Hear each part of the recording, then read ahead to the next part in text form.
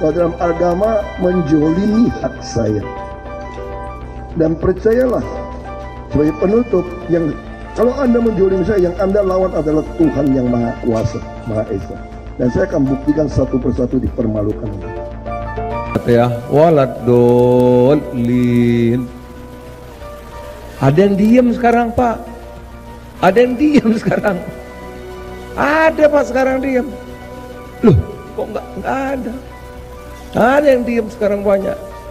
Saking cintanya sama Pak Prabowo itu.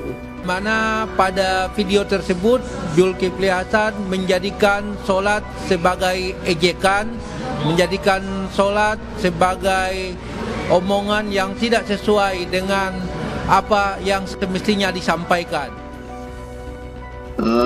Di sini sebenarnya letaknya, kalau kemudian orang mengatakan setelah walau tolin itu diam atau ganti dengan kata lain, ini kan berarti merubah sesuatu yang bersifat ta'abudi yang sudah dicontohkan oleh Rasulullah, kemudian diganti dengan cara-cara lain.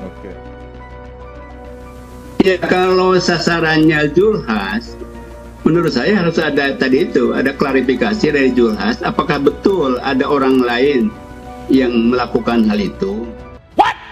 Indonesia tanah air beta, pusaka abadi nan jaya. Selama masa kampanye pemilihan umum atau pemilu 2024, beberapa calon presiden dan calon wakil presiden dan anggota partai politik melontarkan pernyataan yang mengundang kontroversi publik.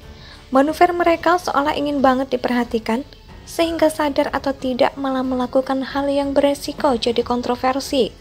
Beberapa waktu yang lalu, Sekjen PDIP Hasto mengklaim Prabowo bukanlah Jokowi. Lalu Cawapres 01 Gus Muhaimin mengkritik jalan tol yang sudah dibangun Presiden Jokowi. Bahkan, seorang bakal calon presiden bicara dasmu etik juga menyita perhatian publik. Tapi selain yang saya sebutkan di depan, ada lagi yang paling menjadi sorotan, yaitu ketika Cawapres 02 bicara asam sulfat untuk ibu hamil. Mulai reda masalah asam folat, asam sulfat, muncul lagi pernyataan dari elit parpol, bahkan ketumnya yang membuat publik geram, kesal, geleng kepala, dan pastinya jadi bahan perdebatan. Ketum PAN Zulkifli Hasan yang melecehkan tata cara ibadah sholat. Zulhas dalam video tersebut menggambarkan ada kelompok yang dipengaruhi fanatisme terhadap salah satu pasangan capres-cawapres saat menjalankan sholat tidak berani melafalkan amin. Begitu imam selesai membaca surat Al-Fatihah. Selain itu, Zulhas juga menggambarkan sekelompok umat Islam yang saking fanatiknya terhadap pasangan capres-cawapres, sehingga tidak mau menjulurkan satu telunjuk jari saat tasyahud, karena khawatir dikira mendukung paslon lain. Zulhas juga memeragakan dengan menjulurkan 2 jari. Wah, sudah kebablasan Menteri Perdagangan ini. Pernyataan Zulhas ini berpotensi memantik ketidakbaikan. Tidak semua orang bisa menganggap pernyataan Zulhas ini biasa saja. Mungkin ada pihak yang menganggapnya sesuatu yang tidak baik. Banyak aliansi-aliansi yang mengecam pernyataan tersebut. Terbaru, kantor PAN DIY digeruduk masa buntut kelakar Zulhas soal tahiyat. Di lain sisi, DPP Cendana Muda Muslim Indonesia atau CMMI mengurungkan niatnya untuk melaporkan Menteri Perdagangan Zulkifli Hasan ke Mabes Polri atas pernyataan yang diduga menistakan agama Islam. DPP CMMI memastikan tidak menginginkan adanya gerakan yang ditunggangi kelompok tertentu lantaran bisa memecah belah sesama anak bangsa. Yang mengejutkan, Komandan Tim Pemenangan Anies Baswedan dan Muhaimin Iskandar juga ikut bersuara.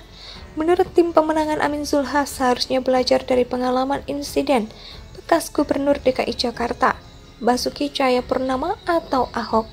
Sampai di sini, saya malah teringat dengan sumpah serapah Ahok.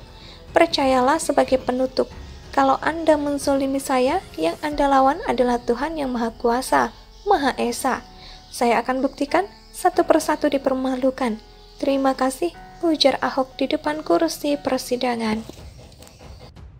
Selama masa kampanye pemilihan umum atau pemilu 2024, beberapa calon presiden dan calon wakil presiden dan anggota partai politik melontarkan pernyataan yang mengundang kontroversi publik. Manuver mereka seolah ingin banget diperhatikan, sehingga sadar atau tidak malah melakukan hal yang beresiko jadi kontroversi. Beberapa waktu yang lalu, Sekjen PDIP Hasto mengklaim Prabowo bukanlah Jokowi. Lalu Cawapres 01 Gus Muhaimin mengkritik jalan tol yang sudah dibangun Presiden Jokowi. Bahkan, seorang bakal calon presiden bicara dasmu etik juga menyita perhatian publik.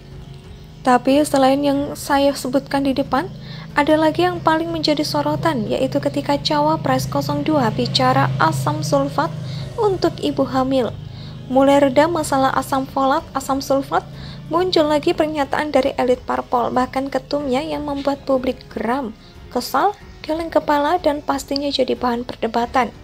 Ketum PAN Zulkifli Hasan yang melecehkan tata cara ibadah sholat. Zulhas dalam video tersebut menggambarkan ada kelompok yang dipengaruhi fanatisme terhadap salah satu pasangan capres-cawapres saat menjalankan sholat tidak berani melafalkan amin. Begitu imam selesai membaca surat Al-Fatihah.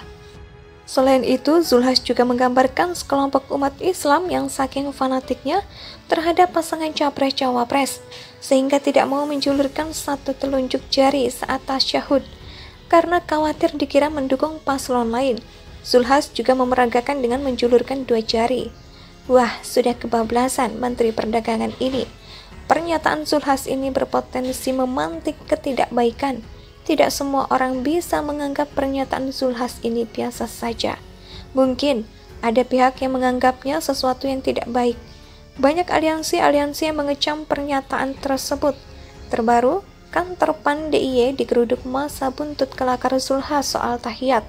Di lain sisi, DPP Cendana Muda Muslim Indonesia atau CMMI mengurungkan niatnya untuk melaporkan Menteri Perdagangan Zulkifli Hasan ke Mabes Polri atas pernyataan yang diduga menistakan agama Islam. DPP CMMI memastikan tidak menginginkan adanya gerakan yang ditunggangi kelompok tertentu, lantaran bisa memecah belah sesama anak bangsa.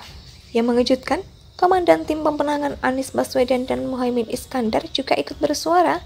Menurut Tim Pemenangan Amin Zulhas seharusnya belajar dari pengalaman insiden bekas Gubernur DKI Jakarta, Basuki Cahayapurnama atau Ahok. Sampai di sini, saya malah teringat dengan sumpah serapah Ahok. Percayalah sebagai penutup, kalau Anda menzolimi saya, yang Anda lawan adalah Tuhan yang Maha Kuasa, Maha Esa. Saya akan buktikan satu persatu dipermalukan. Terima kasih, ujar Ahok di depan kursi persidangan. Selama masa kampanye pemilihan umum atau pemilu 2024, beberapa calon presiden dan calon wakil presiden dan anggota partai politik melontarkan pernyataan yang mengundang Indonesia sejak dulu kala tetap dipuja-puja